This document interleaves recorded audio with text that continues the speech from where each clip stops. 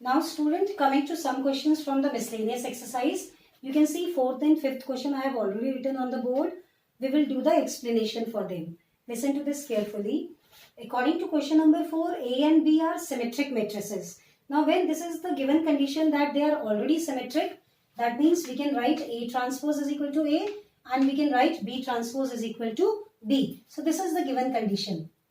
We have to use it to prove this new matrix, which is AB minus BA is skew symmetric.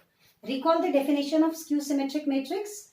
We are able to call a matrix skew symmetric if its transpose is negative of the given matrix. So if I prove transpose of this is negative of this, then we are done with the proof. So let us calculate the transpose of this matrix. Okay.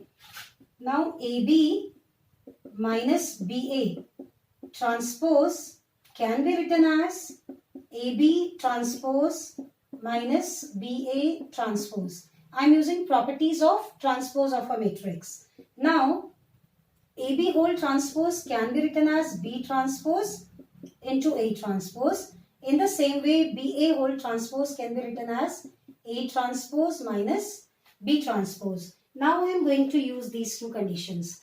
A transpose is A and B transpose is B. So I will replace B transpose with B and A transpose with A in the same way in the next term. Now compare these two. They are not identical.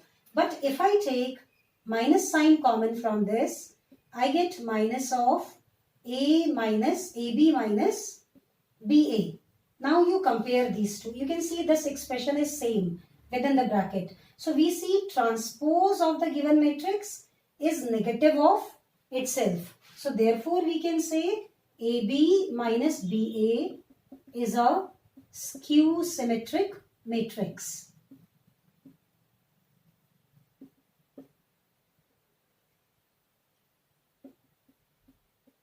Fine. In the same way, next one we will do using the definition of symmetric and skew symmetric matrices.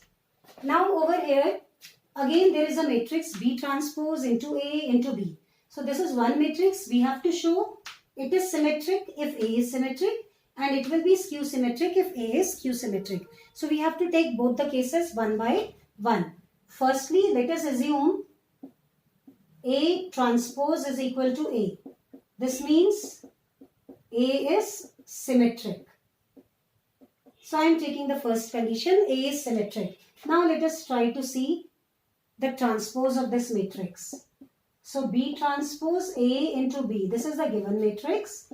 If I take transpose of this, again using the properties of transpose of matrices, the transpose of this entire matrix will be B transpose, A transpose into transpose of B transpose. Okay. We know A transpose can be replaced by A. So this is now B transpose. Second term can be written as A. And transpose of B transpose is B only. Now compare this matrix and this matrix. You will see they are the same. So transpose of given matrix is coming out to be the matrix itself. So this means B transpose AB is symmetric. We were able to get this because we assumed A is a symmetric matrix. Now let us change. Suppose A transpose is minus A.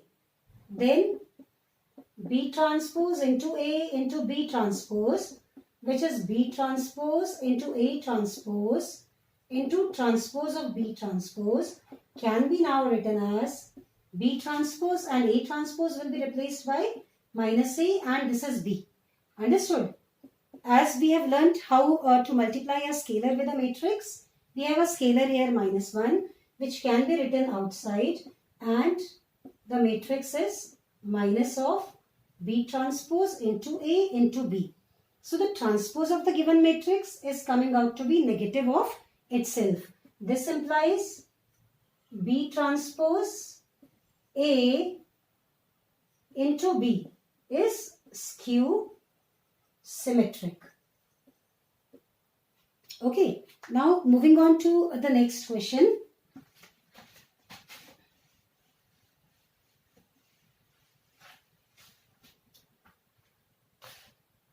This is question number 7.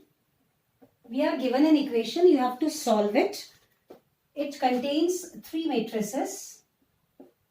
This is the first one. Then the second one has got elements 1, 2, 0, then 2, 0, 1 and 1, 0, 2. Then there is a third matrix which is having elements 0, 2, x. And it is given to be a null matrix. O is the notation for null matrix, the way I is the notation for identity matrix. Null matrix means 0 matrix. Okay. Now, satisfying this condition, we have to find the value of x. So, you can multiply these 2 matrices first, then the resulting matrix with this, and then we can equate it to the null matrix. Okay, multiplying these 2. See the orders. This has got order 1 cross 3, 1 row 3 column. This is having order 3 cross 3 and this is having order 3 cross 1. So if I multiply these 2, then the resulting matrix will be of order 1 cross 3. 1 row 3 column. Okay, let us go for multiplying the first and the second one. See what we get.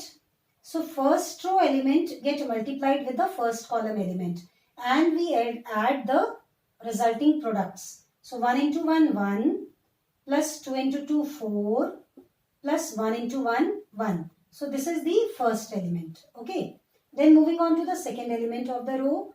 This row will multiply with the corresponding element of second column.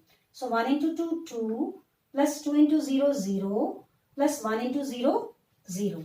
So done with the second element. Then this row elements are multiplying with the third column elements. 1 into 0, 0. Then 2 into 1, 2. Then 1 into 2, 2. So done with the multiplication of first 2 matrices. Let us see what is the resulting elements in the resulting matrix. This is 6, then 2 and 4. Okay, this is what we get. Fine. Now this is of order 1 cross 3. This is of order 3 cross 1. See, the resulting matrix will be of order 1 cross 1. Exactly one element in the matrix. Okay, and this is our null matrix. So multiplying the elements of row with the elements of column. 6 multiplies with 0, we get 0. Then 2 gets multiplied with 2, we get 4. Then plus 4 multiplies with x. Now writing it in the form of a matrix, because it is an equation and equality of matrices says the order of both the matrices have to be same. This is of order 1 cross 1. So this should be a null matrix of order 1 cross 1. So only one element in this matrix which is 0. And because they both are equal, so these elements are equal to each other. That means we can write 4 plus 4x is equal to 0. Or 4x is minus 4, which implies x is equal to minus 1. Okay.